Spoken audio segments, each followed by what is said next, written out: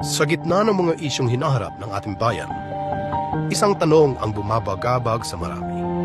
Bakit galit na galit si Vice President Sara Duterte kay Speaker Martin Romualdez?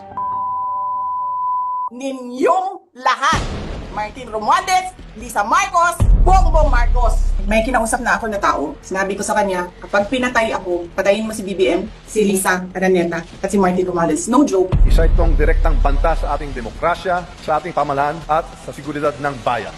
Ang galit na ito ay naging malinaw sa sunod-sunod na atake mula sa mga social media trolls hanggang sa mga kilalang kaalyado ni Baby Sara. Ngunit ano nga ba ang tunay na dahilan?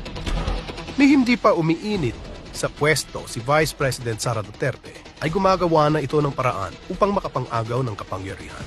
Ang plano ay i-impeach ang Pangulong Marcos, ngunit hindi ito mangyayari dahil sa isang malaking sagabal sa kanyang master plan, si Speaker Martin Romualdez. Kaya naman, sa tulong ng kanyang pangunahing adviser na si dating Pangulong Gloria Arroyo na siyang utak sa pagpapatalsik kay dating Pangulong Estrada, kumilos ito upang patalsikin si Speaker Romualdez. Kapag babagsak si Speaker, madali nang ma-impeach Pangulong Marcos gamit ang kanilang mga gawa-gawang kwento upang siraan ang kanyang pagkatao at ang kanyang gobyerno. Ngunit si Speaker Martin Romualdez ay nanindigan.